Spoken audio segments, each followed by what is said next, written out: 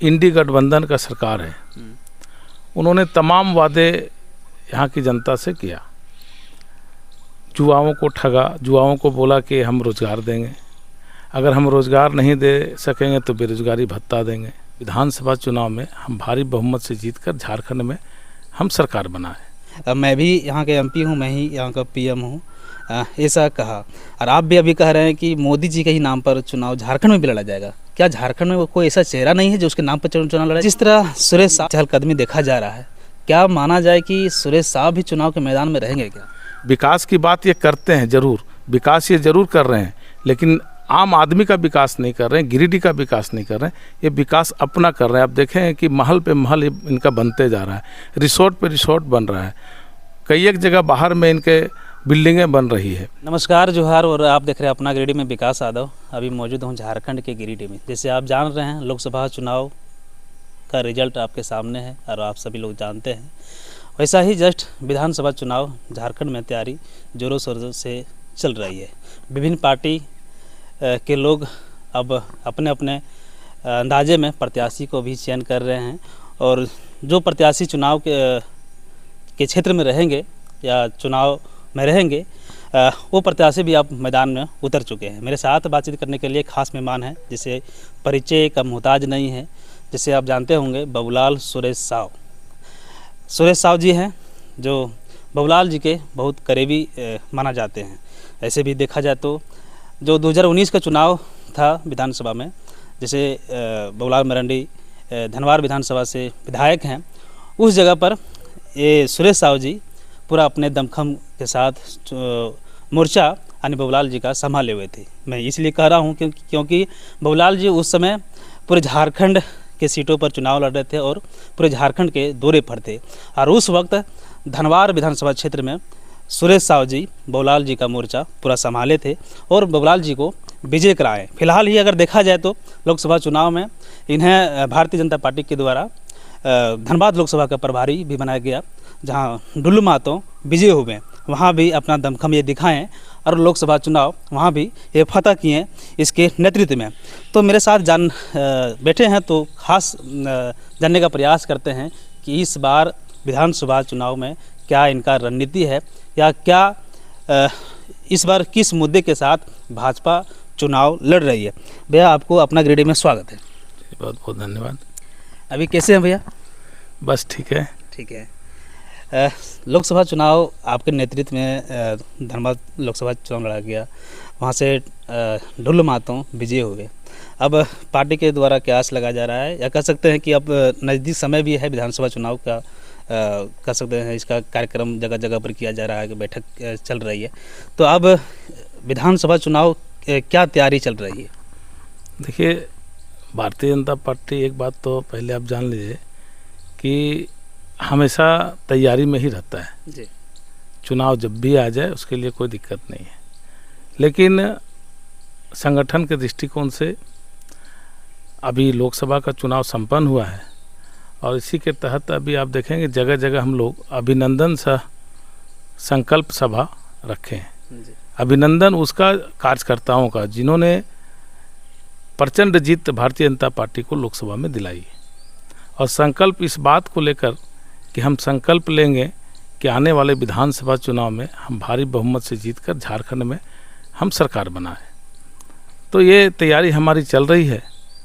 जहाँ तक की बात आपने धनबाद लोकसभा का किया, तो धनबाद लोकसभा भी आप देखें कि बहुत से लोग कहते थे कि चुनाव हार जाएंगे, तरह तरह की चर्चाएं होती थी, लेकिन हमें कार्यकर्ताओं पर और वहाँ की जनता पर पूर्ण भरोसा था, और हमारे प्रत्याशी जो थे वो विल पावर उनका बहुत मजबूत था, फुल कॉन्फिडेंस में थे, मेहनती थे, रात दिन मेहनत किया उन्होंने, हम लोगों ने उनका साथ दिया, और वहाँ भी प्रचंड जीत हम लोगों की हुई जी। तो अब विधानसभा चुनाव की रणनीति कैसे यहाँ से लड़ रही है, किसके चेहरे पर लड़ रही है? देखिए, भारतीय जनता पार्टी नरेंद्र मोदी जी कमल फूल छाप, ये हमारा चेहरा है जी।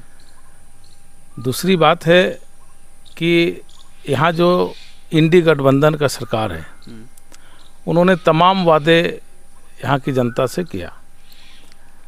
युवाओं को ठगा, युवाओं को बोला कि हम रोज़गार देंगे, अगर हम रोज़गार नहीं दे सकेंगे तो बेरोज़गारी भत्ता देंगे। लेकिन कहीं कुछ इन्होंने नहीं किया। इन्होंने जल जंगल ज़मीन की बात कही और जल जंगल ज़मीन के सुरक्षा के बजाय इन्होंने जल जंगल ज़मीन लूटने का काम किया। आपको पता ही होगा कि इतने पहाड़ खा गए, ज़मीन खा गए, जिसके चलते इनके सेक्रेटरी से लेकर अफसर से लेकर के मंत्री से लेकर के खुद मुख्यमंत्री अभी जेल में रह कर के आए हैं। तो जनता ये सब देख रही है और निश्चित रूप से जनता ठगा महसूस कर रही है कि इनके लोक लुभावन वादे में आके फंस गई, इनके जाल में फंस गया है। जो आने वाले 2-3 महीना में चुनाव है उसमें पुरजोर जनता इसको जवाब देगी और भारतीय जनता पार्टी का पूर्ण बहुमत में सरकार बनेगी। जी, अच्छा, बार बार ये बात भारतीय जनता पार्टी के द्वारा छुपाया जा रहा है। जैसे आप भी बताएं कि चुनाव जो है सो मोदी जी के चेहरे पर, लोकसभा चुनाव भी मोदी जी के चेहरे पर लड़ा गया। मोदी जी खुद यहाँ लोकसभा चुनाव के दौरान में बोले कि मैं भी यहाँ के MP हूँ, मैं ही यहाँ का PM हूँ, ऐसा कहा। और आप भी अभी कह रहे हैं कि मोदी जी के ही नाम पर चुनाव झारखंड में भी लड़ा जाएगा। क्या झारखंड में कोई ऐसा चेहरा नहीं है जो उसके नाम पर चुनाव लड़ा जाए? नहीं, देखिए चेहरा बहुत है, लेकिन ऐसा है कि ये निर्णय केंद्रीय नेतृत्व के हाथ में रहता है और हम तमाम जो कार्यकर्ता होते हैं हम लोग सिर्फ कमल फूल जानते हैं। भारतीय जनता पार्टी के कार्यकर्ता है नरेंद्र मोदी जी को जानते हैं। अब नेतृत्व किनका होगा ये केंद्र तय करती, ये हमारे विषय की बात नहीं है। विषय की बात नहीं। जिस तरह सुरेश साहब का चहलकदमी देखा जा रहा है, क्या माना जाए कि सुरेश साहब भी चुनाव के मैदान में रहेंगे क्या? देखिए, भारतीय जनता पार्टी के आम कार्यकर्ता आप देखेंगे कि ये कांग्रेस पार्टी नहीं है, ये झारखंड मुक्ति मोर्चा नहीं है, ये RJD नहीं है कि परिवार का बेटा ही सत्ता संभालेगा। परिवारवाद इसमें नहीं है। इसमें एक चाय बेचने वाला, एक मजदूर का बेटा भी मुख्यमंत्री और प्रधानमंत्री बनते हैं। तो यहाँ हर कार्यकर्ता की इच्छा होती है और कौन कार्यकर्ता कहाँ फिट बैठेगा ये नेतृत्व तय करेगा। हम लोग सिर्फ इतना ही जानते हैं कि भारतीय जनता पार्टी चुनाव लड़ेगी और भारतीय जनता पार्टी चुनाव जीतेगी। लेकिन लगातार देखा जा रहा है कि अभी फ़िलहाल ही देखा जाए तो पीरटांड में जब कार्यक्रम हो रहे थे आदिवासी समाज का, तो वहाँ सुरेश साहब का ज़्यादा थोड़ा एक्टिविटी देखा जा रहा था, लोग वहाँ जुड़ रहे थे। वैसे भी खास करके देखा जाए तो गिरिडीह विधानसभा क्षेत्र का जो मुद्दा है सुरेश साहब सरगर्मी ला रहे हैं। क्या लग रहा है कि सुरेश साहब गिरिडीह से ही कुछ तालमेल बिठा रहे हैं? देखिए, ऐसा नहीं है, हर एक जगह अलग अलग कार्यकर्ता सब लड़े हैं। अब एक सुरेश साहब अगर गिरिडीह में लड़ रहा है तो कोई ज़रूरी नहीं कि जमुआ में जाकर, जमुआ में हमारे कार्यकर्ता हैं, जमुआ कार्यकर्ता जमुआ में लड़ते हैं। हम गिरिडीह में हैं तो मेरा दायित्व तो है कि यहाँ जो आम जनता की समस्या है उसको हमें उठाना चाहिए, समस्या को उनको निदान करना चाहिए। और इसी के तहत हमने गिरिडीह, आप देखेंगे कि पीरटांड में आखिर आदिवासी समाज क्यों हमारे ओर भारतीय जनता पार्टी की ओर मुखातिब हो रही, उसका कारण है कि यहाँ के जो विधायक जीते हैं सुदीप कुमार सोनू, वो पीरटांड में आदिवासियों को लगातार बेवकूफ़ बनाए। वहाँ पर अभी भी मूलभूत समस्या इस जस के तस पड़ी हुई है।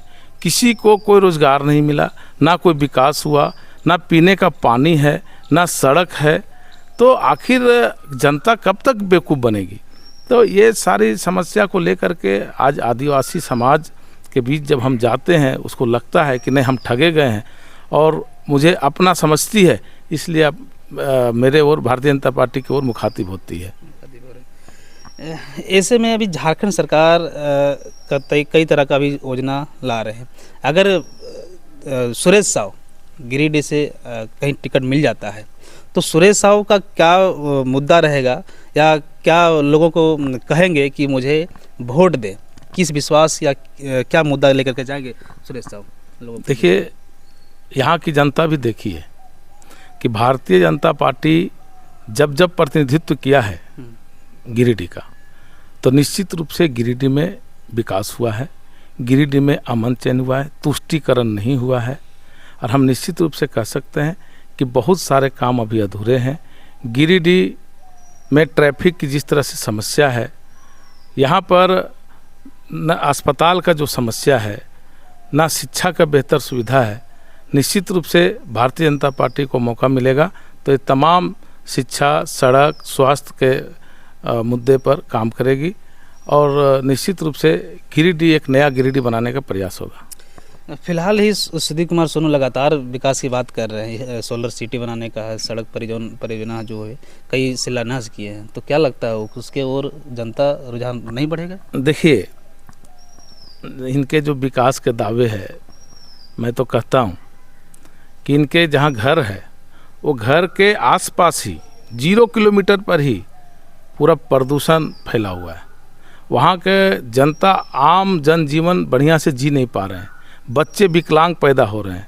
लेकिन इन्होंने क्या किया? वहाँ पे सड़कें बेहाल है, शिक्षा का सुविधा नहीं है, स्वास्थ्य का सुविधा नहीं है।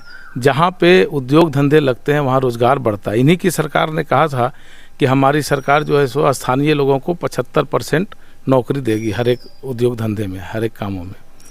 एक भी बता दीजिए कि 10% भी काम क्या यहाँ के लोकल व्यक्ति को मिला है? नहीं दिला पाए। प्रदूषण से मुक्त कराए? नहीं कराए। इसलिए कि इसको जनता के मुद्दों से कोई मतलब नहीं है, इन्हें सिर्फ अपनी तिजोरी भरने से मतलब है। विकास की बात ये करते हैं ज़रूर, विकास ये ज़रूर कर रहे हैं, लेकिन आम आदमी का विकास नहीं कर रहे हैं, गिरिडीह का विकास नहीं कर रहे हैं। ये विकास अपना कर रहे हैं। आप देखें कि महल पे महल इनका बनते जा रहा है, रिसोर्ट पे रिसोर्ट बन रहा है, कई एक जगह बाहर में इनके बिल्डिंगें बन रही है, अस्पताल बन रहे हैं, लेकिन गिरिडीह जनता के लिए इनके लिए कुछ भी नहीं है।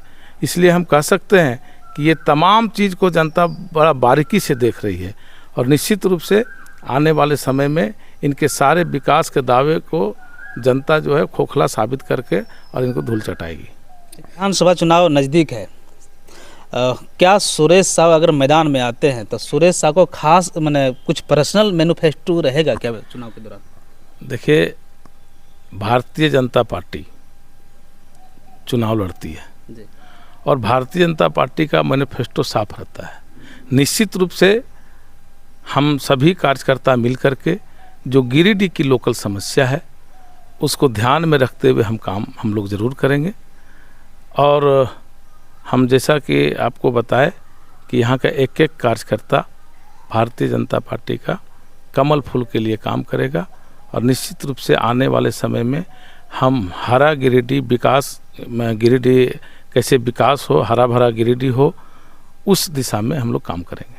चलिए, तो अभी बातचीत कर रहे थे या गिरिडीह के या कह सकते हैं जाने माने चेहरा जो है बाबूलाल सुरेश साहू, जैसे आप देखते होंगे, और ये परिचय का मोहताज नहीं है। और अब आने वाले समय में फिर देखते हैं क्या इनका कह सकते हैं जलवा एक तरह राजनीतिक में रहेगा। फिर मिलते हैं अगले वीडियो में, तब तक जय हिंद।